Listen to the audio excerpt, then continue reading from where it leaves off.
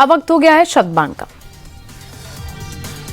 भारत का संविधान 75 साल का हो चुका है। इस मौके पर संसद भवन में विशेष कार्यक्रम का आयोजन हुआ। राष्ट्रपति द्रौपदी मुर्मू ने संसद के संयुक्त सत्र को संबोधित किया। प्रधानमंत्री दिल्ली में संविधान दिवस पर आयोजित एक कार्यक्रम में शामिल हुए। इस मौके पर उन्होंने कहा कि संविधान सिर्फ कानून की किताब नहीं बल्कि हमारे वर्तमान और भविष्य का मार्गदर्शक भी है। पीएम ने कहा, बाबा साहब का संविधान आज जम्मू कश्मीर में भी पूरी तरह लागू है। मोदी ने चुटकी लेते हुए ये भी कहा कि संविधान ने मुझे जो काम दिया है मैंने इसके मुताबिक ही काम किया है। मैंने किसी के अधिकार क्षेत्र में अतिक्रमण नहीं किया। इसी कालखंड में आपातकाल जैसा समय भी आया और हमारे संविधान ने लोकतंत्र के सामने आई इस चुनौती का भी सामना किया। हमारा संविधान देश की हर जरूरत, हर अपेक्षा पर खरा उतरा है। संविधान से मिली इस शक्ति की वजह से ही आज जम्मू कश्मीर में भी बाबा साहब का संविधान पूरी तरह लागू हुआ है। आज वहां पहली बार संविधान दिवस मनाया गया है। मैं संविधान ने मुझे जो काम दिया है मैंने उसी मर्यादा में रहने का प्रयास किया है। मैंने कोई एंक्रोचमेंट की कोशिश नहीं की है क्योंकि संविधान ने मुझे वो काम कहा, इसलिए मैंने अपनी मर्यादाओं को संभालते हुए अपनी बात को रखा है। यहां तो इशारा ही करना होता है, ज्यादा कुछ कहने की जरूरत नहीं होती है। राहुल गांधी भी दिल्ली में संविधान दिवस पर आयोजित एक कार्यक्रम में शामिल हुए। भाषण के दौरान अचानक राहुल का माइक बंद हो गया। इस पर कांग्रेस कार्यकर्ताओं ने हंगामा कर दिया। राहुल गांधी इसे भी सरकार की साजिश बताने से नहीं चूके। राहुल ने कहा, इस देश में जो भी आदिवासी और दलितों की बात करता है उसका माइक बंद कर दिया जाता है। जितना चाहो माइक बंद कर लो, लेकिन मुझे जो बोलना है वो मैं बोलकर रहूंगा। जो भी इस देश में 3000 साल से जो भी दलितों की, आदिवासियों की, पिछड़ों की, गरीबों की बात करता है उसका माइक ऑफ हो जाता है। माइक ऑफ हो जाता है। आपने देखा होगा, मुझे कहा जब माइक ऑफ हो गया तो मुझे कहा, काफी लोग आए और उन्होंने कहा जाके बैठ जाइए। मैंने कहा मैं नहीं बैठूंगा, मैं खड़ा रहूंगा, मुझे नहीं बैठना। माइक जितना ऑफ करना है करो, मुझे जो बोलना है मैं बोलूंगा। मगर सच्चाई ये है कि इस देश का पूरा सिस्टम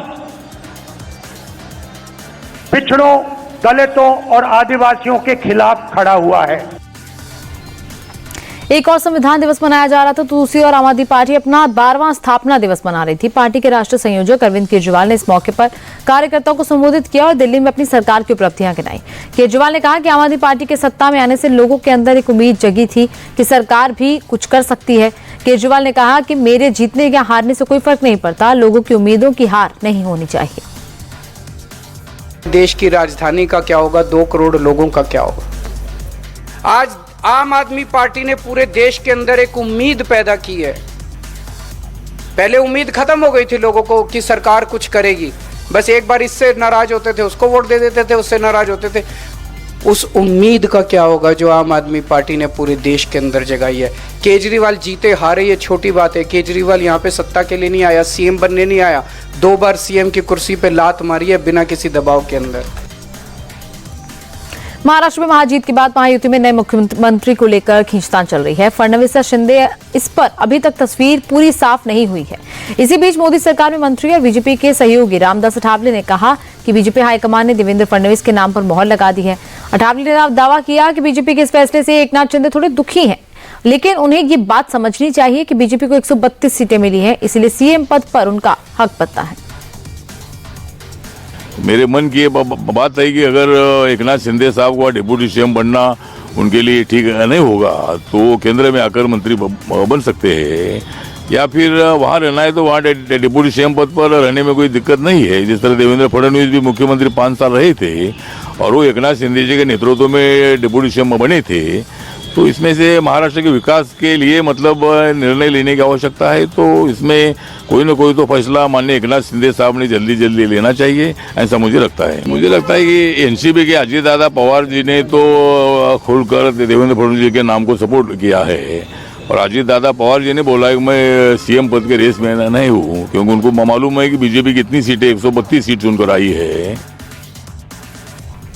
हालांकि शिंदे गुट के विधायक और सीनियर नेता दीपक केसरकर एकनाथ शिंदे की नाराजगी की खबरों को सिरे से खारिज कर रहे हैं। दीपक केसरकर ने कहा कि एकनाथ शिंदे बिल्कुल भी नाराज नहीं है। उन्होंने महायुति के वरिष्ठ नेताओं को कहा है कि आप जो भी फैसला लेंगे वो उन्हें मंजूर होगा। पीएम मोदी और अमित शाह का फैसला तीनों नेता कबूल करेंगे। It is a formality that will have to be performed, so he has resigned, and as a caretaker CM, he is already appointed by the governor. Eknath Shinde होंगे अगले चीफ मिनिस्टर, किसको देखना चाहेंगे आप अगला चीफ मिनिस्टर? किसको देखना चाहेंगे अगला चीफ मिनिस्टर? क्या एकनाथ शिंदे अगले चीफ मिनिस्टर होंगे? हमारे जो वरिष्ठ नेता है, जो भी निर्णय लेंगे हम संभल हिंसा को लेकर राजनीति गर्मा गई है। खबर आई है कि संभल में जो भी हिंसा हुई इसके पीछे मुस्लिम नेताओं के वर्चस्व की लड़ाई है। सपा के तुर्क सांसद जियाउर रहमान बर्क और सपा के ही पठान विधायक के बेटे पर आपसी रंजिश में दंगा भड़काने का आरोप लगा है। एफआईआर में दोनों का नाम आने के बाद अखिलेश यादव अपनी पार्टी के बचाव में उतर आए हैं। उन्होंने पुलिस पर झूठा केस करने का आरोप भी लगाया है। वहाँ के सांसद, वहाँ के विधायक और उनके पुत्र पर झूठे मुकदमे लगाए रहे हैं। पूरी गलती है तो वो सरकार की है। सर्वे जब एक बार हो चुका था, फिर दोबारा सर्वे क्यों करना? और अगर दोबारा सर्वे भी करना था तो आपस में बैठ करके बातचीत की जा सकती थी। बातचीत कर करके जो बातें रह गई थी उनका दोबारा सर्वे कराया जा सकता था। सर्वे के खिलाफ नहीं थे, लेकिन जिस तरह का सर्वे करते समय जो टीम के पीछे नारे लगा रहे थे, क्या उनके खिलाफ कोई कार्रवाई हुई? क्या सर्वे के साथ और सर्वे टीम के साथ बीजेपी के कार्यकर्ता थे जो भड़का रहे थे? क्या उनके पास ऊपर कार्रवाई हुई? क्या उनको गिरफ्तार किया गया? क्या उनको जेल भेज दिया गया? विपक्ष न जाए वहां पे। वहां पर जो लोग परेशानी और तकलीफ में हैं, उनकी बात न सुन पाए, इसलिए इंटरनेट बंद है। वहां पर कोई जा नहीं सकता है। हमारे दो लीडर ऑपोजिशन हैं, दोनों हाउस के, दोनों जाना चाहते हैं आज, लेकिन दोनों को जाने की परमिशन नहीं दे रहे हैं। अगर हम भी अगर यहाँ से चल दें, मान लीजिए अभी गेट बंद कर देंगे हमारे, क्या पुलिस की भाषा हमने नहीं सुनी? क्या कोई इस तरह की गाली गलौज दे सकता है? ऐसे अधिकारियों के खिलाफ कार्रवाई करनी चाहिए। और अगर सच्चे संविधान पे चलने वाले लोग हैं तो ऐसे अधिकारी जो गाली दे रहे थे उनको टर्मिनेट कर देना चाहिए।